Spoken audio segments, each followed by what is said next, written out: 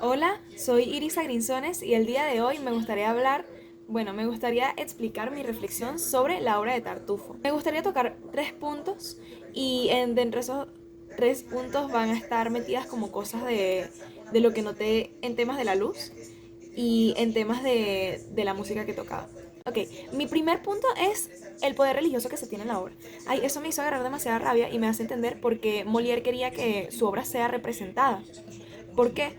Porque no es un secreto para nadie que la iglesia hace mucho tiempo dejó de ser solo un sitio donde ser espiritual y de donde aprender cosas espirituales, sino que pasó a ser una compañía, no, como un partido. Empezó a ser como un partido político que al juntar la religión y la política ya tienes cierto poder. Tienes muchísimo poder ya que juntas la ética moral y juntas de paso las leyes estadales. Y siento que ese es el poder que tenía Tartufo, porque sí es cierto que no tenía el poder estatal, pero sí hablaba bastante con el rey por lo que tenía entendido. Y al ser como un líder religioso le permitía manipular libremente a los demás. Soy culpable y pecador, un miserable y un pérfido. Sí. El cielo clama venganza contra mi proceder. No me defenderé. No soy soberbio, no. Acato cuanto queráis hacer contra mí. ¡Miserable! ¿Pero cómo has podido dudar de la rectitud de ese hombre? Ya que lo ponía en una situación de poder. Y eso se ve también en la parte donde sale el hijo de Orgón a explicar por qué él mira, o sea, lo que estaba pasando con Elmira y Tartufo, que salió el hijo de Orgón a decir, no, papá, mira, está pasando esto, y prácticamente Tartufo manipuló a Orgón y Orgón cayó en su juego. Que, ok, Orgón me hizo molestar demasiado, pero luego de leer el texto entiendo de dónde viene eso, ya que por lo menos en la obra en la que me vi no sale la abuela, pero en el texto como tal sí se habla más de ella. Y es que lo que pude notar de ella es que es una señora extremadamente religiosa. Eso fue lo que noté.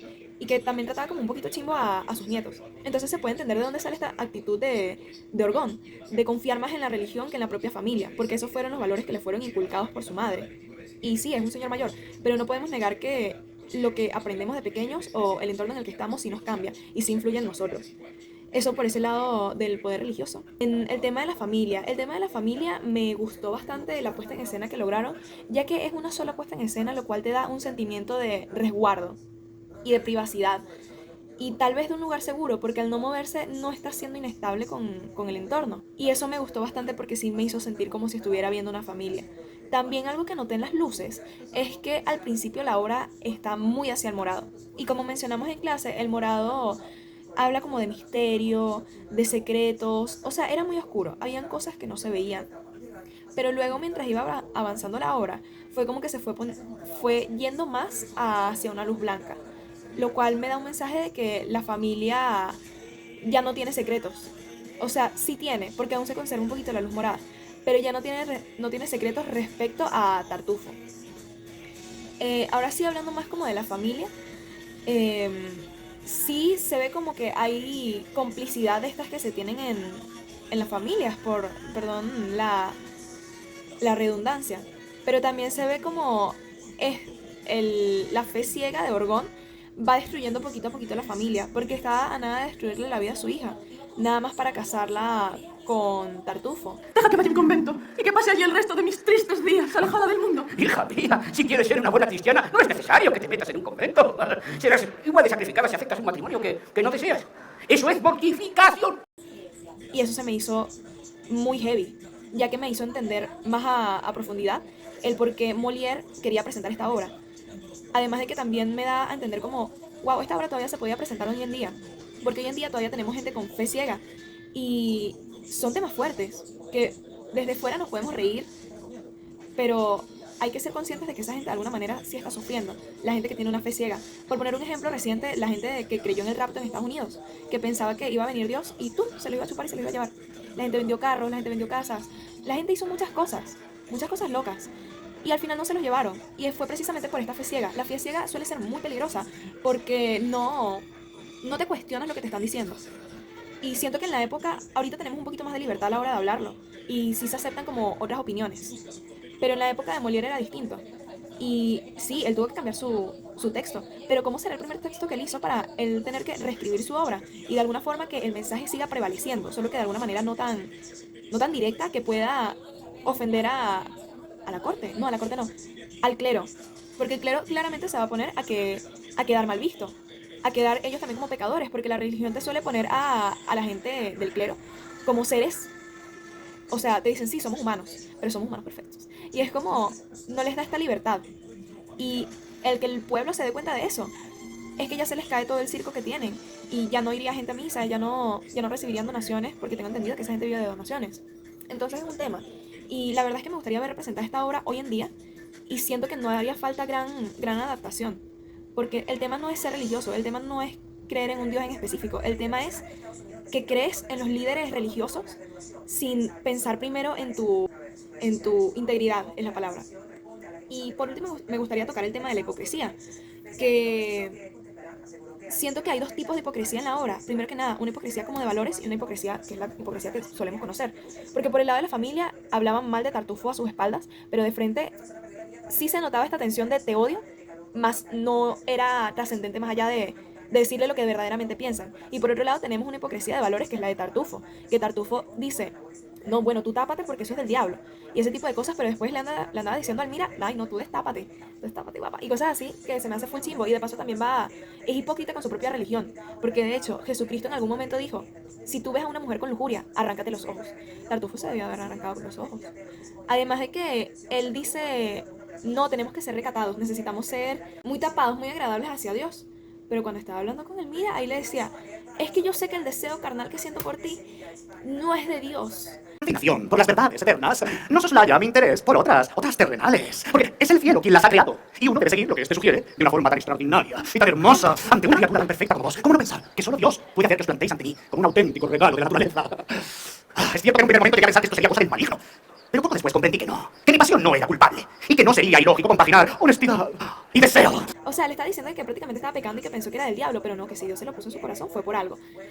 Y se me hizo muy importante de mencionar, porque ¿cuántos líderes religiosos no hay en el mundo que ellos agarran y sadiquean a la gente, sadiquean niños? Por ejemplo, lo de Dalai Lama es un sádico. O también lo de la secta esta de familia en Estados Unidos, creo que era. Esa familia prácticamente mantenía relaciones sexuales frente a niños, lo cual es un tipo de abuso sexual.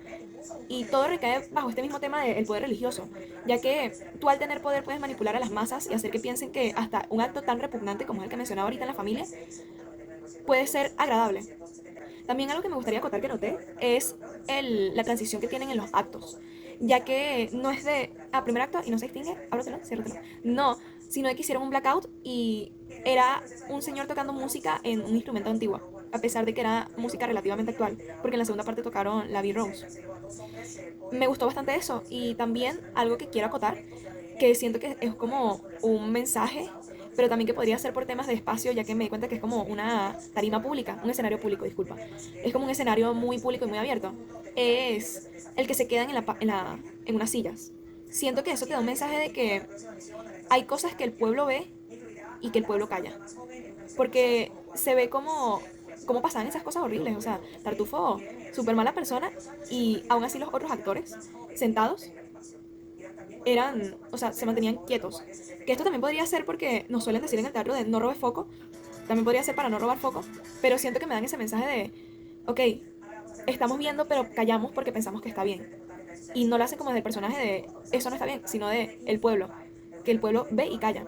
También algo que noté que fue que estaban vestidos con ropa oscura, lo cual me da vibras de luto, pero también si me pongo a pensar me puede hablar de elegancia o hasta de secretos.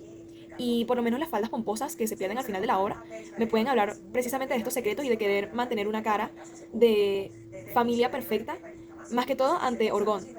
Porque si nos damos cuenta es como que al principio todos están vestidos de manera correcta, como con muchos trajes de la época, pero mientras más va pasando la obra es como, ok, esta familia no es tan perfecta como se podría ver desde la diégesis del pueblo, de la gente que lo conoce realmente. Y mientras más se quitan como tanto perolero, me dan vibras de, ok, no somos perfectos y eso está bien. Y noté que el único que estaba vestido de rojo, o sea que tenía como un colorcito distinto, era Tartufo. Que Tartufo con este color rojo me da más vibras del diablo, pero es que también el color rojo puede simbolizar peligro y puede simbolizar amenaza. Y técnicamente Tartufo fue una amenaza y un peligro para la familia, porque por lo menos ya iba a correr a todo el mundo, porque Orgón también, no lo puedo juzgar, pero Orgón le dejó toda su herencia.